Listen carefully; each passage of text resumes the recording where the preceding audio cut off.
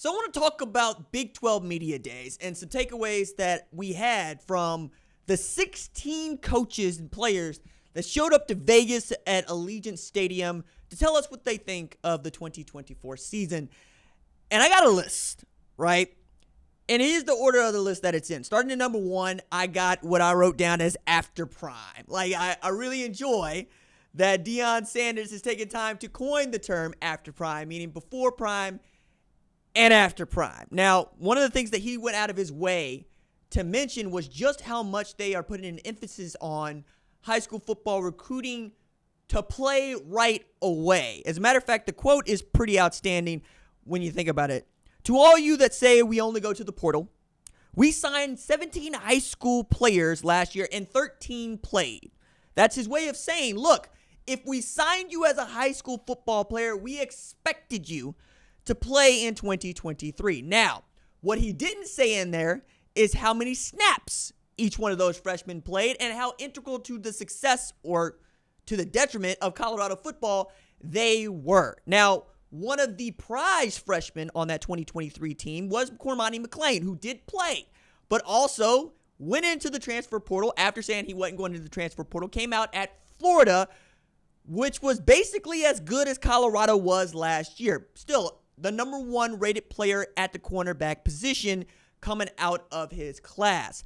I think when you're looking at Prime, you also know that he's going to get skill players. He's going to get wide receivers. He's going to get tailbacks.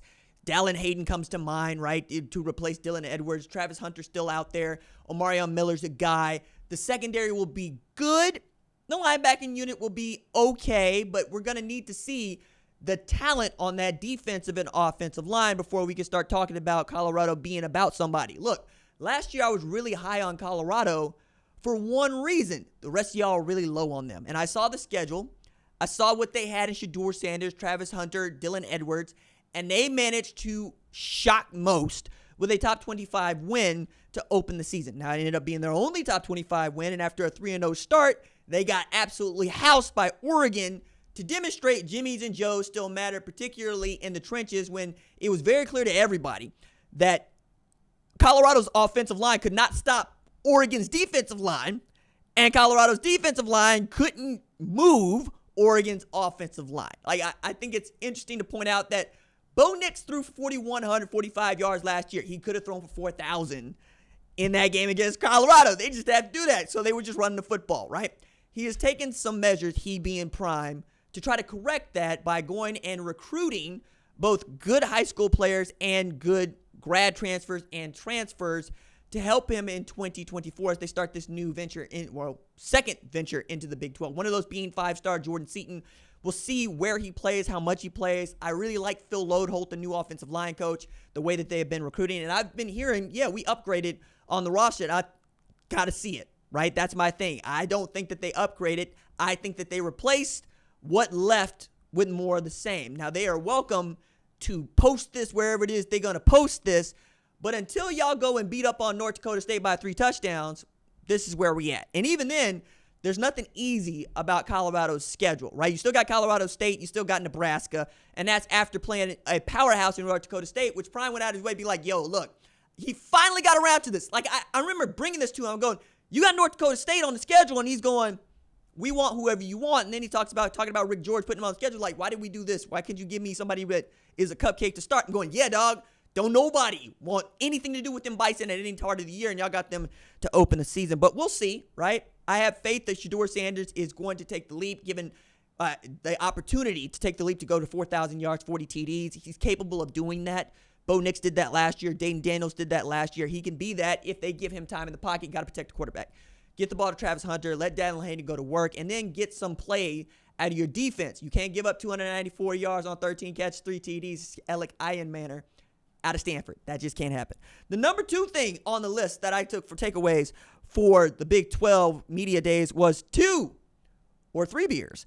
Look, I thought Mike Gundy did a great thing in bringing Ollie Gordon out to Big 12 media days. He is not a child. He is a grown man who was arrested on suspicion of driving under the influence.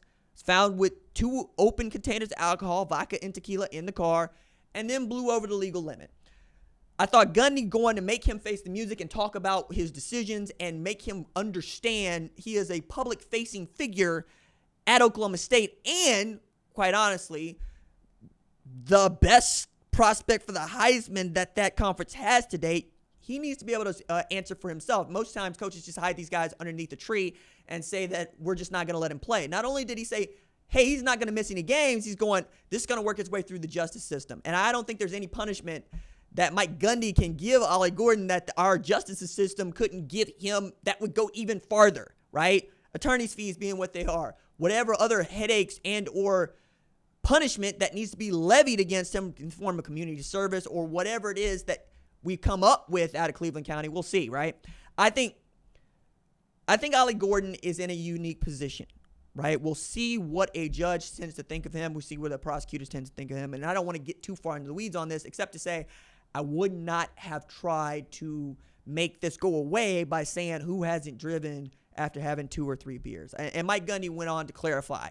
He was just trying to say we all make bad decisions and some of us get caught and some of us don't. And I'm like, yo, dog, a lot of things that we want you to say, Mike Gundy. A lot of things that we want football coaches to say. That ain't one of them, right? Just keep it short and simple.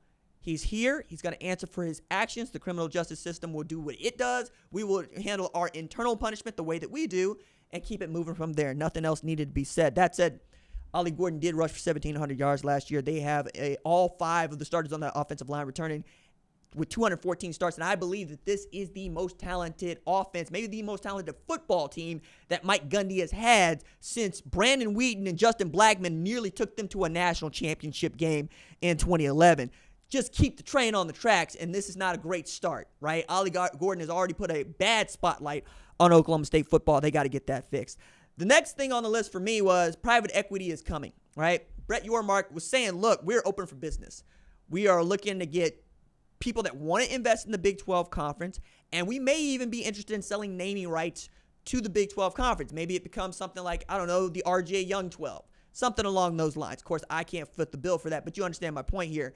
I think you're going to see this not just the Big 12, but across the country as some conferences are going to do whatever is necessary to keep themselves in the national spotlight, and that's where Brett Yormark is headed. He believes that the Big 12 is the 3rd best conference in the country, meaning that he thinks that the Big 12 is better than the ACC. I don't think we're there yet for the simple matter that Florida State went undefeated 13-0, and Clemson has won national championships, multiple national championships since the invention of college football playoff, and ain't nobody done that in the Big 12. Not when Oklahoma's there, not when Texas is there in the college football playoff era. You got to start winning championships in football before I start talking about how good you are compared to the ACC. You want to talk about basketball? Be my guest. This is not a basketball show. This is a football show. I need you to talk football to me. That said, it is the deepest conference in football. I don't have a hard time saying that. There might be 7 teams in the top 25 from the Big 12 alone. And we're talking about Iowa State, Kansas State. I don't even put Colorado in this mix. You know what I'm saying? Utah is right there. Oklahoma State we already talked about. I think that the round robin portion of the schedule is going to be a lot of fun. And right at the top, we're going to get to see them play each other, right? Kansas State, Oklahoma State, Arizona, Kansas. They're all going to be right there. We're going to get a really good Big 12 championship game. And then when 12-team extended playoff, they all got an opportunity to make it into this thing for the first time for many teams like Utah, who I think many people believe are going to be good because when Cam Rising has been there, Kyle Whittingham's been able to make it happen. That is the next thing that I think is interesting about what Brett Yormark and, not Brett Yormark, but what Kyle Whittingham had to say when he was at the Days. He had made Morgan Scalley his head coach in waiting. He'd done this one before. They brought it back after Morgan Scalley was found to have said some things that he wished he shouldn't have said, right? A couple years later, 4 years later to be exact, he's back to being the head coach in waiting. He's been there for a long time. Andy Ludwig goes back with Kyle Whittingham, by the way, 2008 when they ran the table, went 13-0. But at a time when it feels like college football is at a pivotal point in its 155-year history, you're looking at a guy like Kyle Whittingham who has been doing this for a very long time and been very good at it, but kind of let the cat out of the bag when he said, look, they're planning to play Miami at Allegiant Stadium in 2027. And then he said, probably won't be sitting here for that. Okay. So now we got a clock that Kyle Whittingham may or may not have given us And I think that that's worth talking about because since Kyle Whittingham has been the head coach of Utah, it has been sustained excellence. Like, not only have they won Pac-12 championships, I believe they got the only football coach in America that could whoop a grizzly bear in a fair fight. Just whoop its ass, because that's how Kyle Whittingham is made. His teams are tough. They're nasty. They can run the football, which plays well later into the season when injuries happen. I think there's just a lot here that we can pull on. And I'm excited for Big 12 this year. I really am. I'm excited to see what this league can do from top to bottom. I think that there are 7 top 25 teams. I think that there are 12 of the 16 that could actually win the conference championship. My goodness, I didn't even mention West Virginia in this. They went 9-4. The other thing that I thought was interesting is David Rand just gave what I thought was a smart retort, but also the truth about, well, they went 3-9 last year, and recently they've been recruiting well. So he was asked, why have you been recruiting so well? And he said, we're paying players. It's that simple. I love that. I really do. That's where the sport is. I'm going to have more to say about the Big 12. I'm going to have some more to say about the SEC and all over. And we're working on a really cool project called the 134 where I'm ranking all 134 FBS teams going into the preseason. I'm looking at the top 100 players in the sport. And oh, by the way, I got early access coming to me for EA Sports' College Football 25. Lots more to talk about right here on the #1 college football show. Till then, stay low. Keep those feet driving. Deuces.